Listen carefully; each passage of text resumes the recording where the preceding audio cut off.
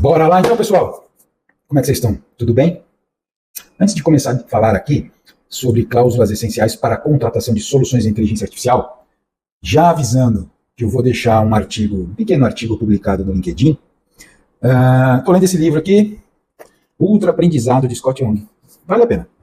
Mas vamos ao que interessa, vamos ao nosso processo de transfer de conhecimento, se eu tenho tanto assim, né? Meu nome é Rodolfo Spigai, sou sócio da VAR Business Beyond, uma empresa de consultoria em segurança da informação e privacidade de dados, que tem 3 grandes pilares de competência: jurídico, que é o que vos falo aqui, sou o head de jurídico, processos e tecnologia da informação e comunicação e cibersegurança. O que eu gostaria de falar com vocês aqui hoje, o que eu gostaria de transferir, meu pequeno conhecimento, está acontecendo muito aqui na VAR as análises de contratos de empresas que fornecem inteligência artificial. Sejam elas as próprias desenvolvedoras, sejam elas fornecedores intermediários ali da solução.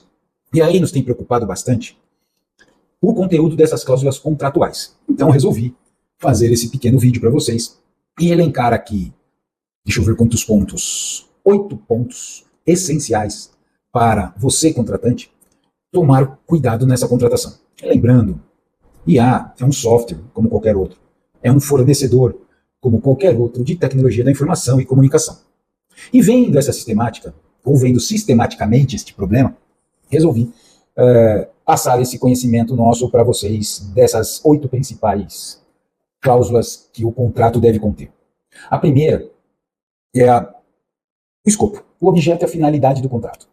Estamos vendo uma falha ou uma falta de definição clara do escopo, tá, gente? O que a gente vê em um SaaS, por exemplo, aquele escopo bem definido, também deveria constar nos fornecedores de soluções de inteligência artificial. E aí eu defini 2 teminhas nesse primeiro tópico, nesse primeiro título, que são a própria definição do escopo, que está faltando uma definição detalhada de funcionalidades, objetivos, inclusive de resultados esperados, o que dificulta a mensuração. E outra, uma falta de clareza nas limitações técnicas. O que é isso? São as próprias soluções, margem de erro, incompatibilidade e outros fatores operacionais que a própria solução pode possuir. Outro assunto que está gerando bastante polêmica é o tal da propriedade intelectual. Nós procuramos estabelecer de forma expressa quem pertence aos dados fornecidos, processados e gerados pelo sistema, garantindo, obviamente, a contratante a titularidade e os direitos do uso exclusivo, conforme o caso, e os próprios direitos de desenvolvimento, quando você desenvolve dentro da própria IA, havendo personalização, customização e etc. Especialmente IAs que necessariamente exigem um próprio setup para esse desenvolvimento. Então, 2 pontos importantes. Primeiro, o escopo. Importante ter essa definição de escopo. Segundo, importante prever as questões de propriedade intelectual. Dando continuidade, outro aspecto que não estamos encontrando e estamos, na medida do possível, exigindo desses fornecedores para com os nossos clientes, são as questões de proteção de dados, obviamente, e confidencialidade. Tem ocorrido uma disfunção por parte dos fornecedores com relação a essas cláusulas de proteção e confidencialidade. E nesse mesmo sentido, né, de proteção de dados e confidencialidades, nós não estamos encontrando nos instrumentos, e estamos tentando exigir, a eliminação desses dados ao término do contrato. Olha que interessante, né? Então, eu produzo esse conhecimento dentro da IA, eu desenvolvo dentro da IA, os dados que eu possuo, que eu sou possuidor, são utilizados para isso, e eu não consigo prever nesses contratos, ou não estou vendo essa previsão nos contratos que nos são passados para análise, da possibilidade da eliminação desses dados, como qualquer outro serviço ou qualquer outra solução de TI que vocês aí contratam, tá? Então esse é o terceiro aspecto importante. Um quarto aspecto que eu quis levantar aqui é a questão de ética e conformidade. O que é isso? E aí dividi em 2 pequenos tópicos. Mitigação do viés algoritmo. O que será isso? Que o fornecedor deverá declarar que a solução da IA foi desenvolvida com mecanismos que busquem evitar discriminação, preconceito ou outros vieses indevidos. E auditorias e transparências. Deve ser facultado ao contratante o direito de requerer relatórios técnicos ou auditorias externas e internas que comprovem a conformidade do sistema. E aí olha que interessante. Isso pode variar. Como assim, Rodolfo? Como é que pode variar? Depende da localidade. Essa questão de geração de preconceito vai depender do país que você está utilizando, do país que ela foi desenvolvida, ou seja, daquela cultura. Já vimos casos de aprendizado diferente em diferentes idiomas, né?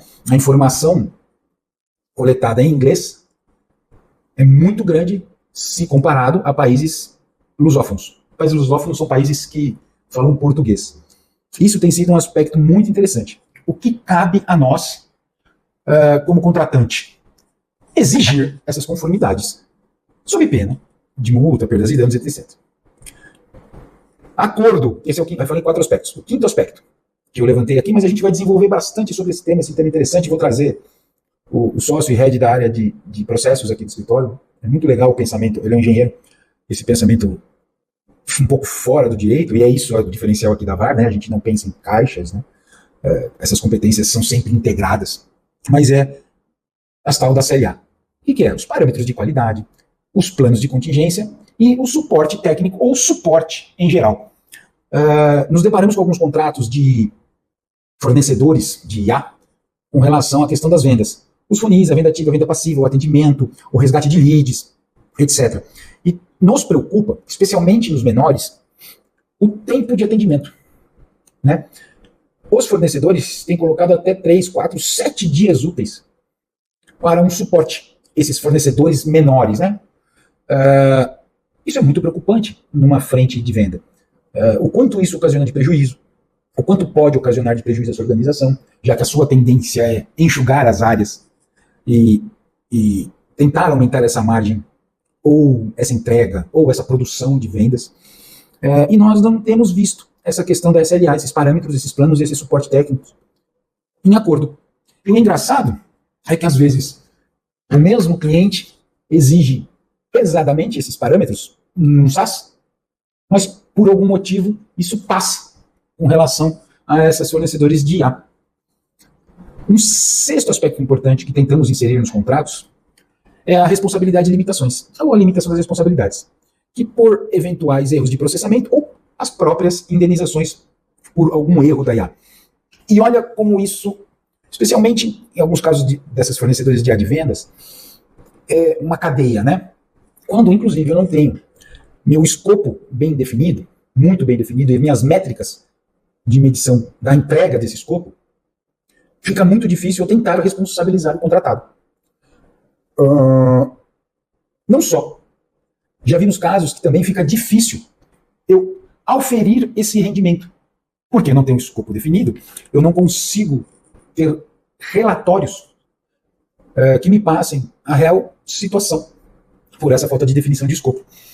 E aí eu não sei se eu estou perdendo cliente, se eu estou ganhando cliente, se eu estou gerando algum tipo de confusão na comunicação, etc. Outra questão importante que eu levanto, brevemente, o artigo é sempre breve, um artigo rápido por LinkedIn, é a questão das decisões e garantias. Tanto na resiliência contratual, como nas garantias de desempenho, que são os testes ou as pilotagens. Importante conseguir mensurar essa questão das garantias de desempenho, porque senão eu perco, por exemplo, um parâmetro de comparação com outros fornecedores do mesmo espectro de solução. E também não temos visto isso. Me parece um movimento que tão rápido e tão agudo e talvez tão na moda ou tão desesperado, que aquelas questões contratuais que já eram sedimentadas em outros fornecedores de outros tipos de solução estão sendo relegadas nesse tipo de contratação. Essa é uma percepção minha, o que me vem, tá, gente? Como você sabe aqui, a gente grava, transfere esse conhecimento, mas não tem uma pauta, não tem algo tão estruturado assim. Então, o que me vem agora, falando para vocês, é que parece que desaprenderam a contratar. Ou a sede de contratação, essa fome da guerra, né? Países em guerra chamam assim, né? O começo é tudo muito rápido, muito intenso, e é o que a gente está vivendo com a IA. Esse fog da guerra tem deixado passar alguns aspectos importantes com relação à análise contratual. E, por fim, atualização e manutenção. Esse é o 8º aspecto que eu procuro levantar para vocês, que é a questão tanto da gestão de atualização, que vocês estão habituados a praticar, como a compatibilidade com outros sistemas existentes. Então a ideia desse vídeo realmente foi começar a levantar esses aspectos que eu posso dizer fundamentais nas contratações de serviço de IA. Quando tudo é muito novo, muito rápido, e talvez muito exigido, né?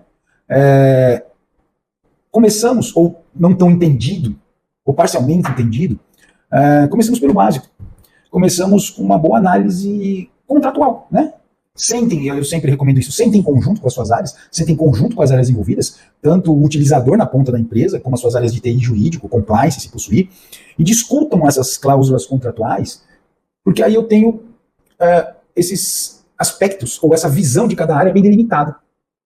E aí a gente, obviamente, a depender do fornecedor, a gente tenta se proteger, né?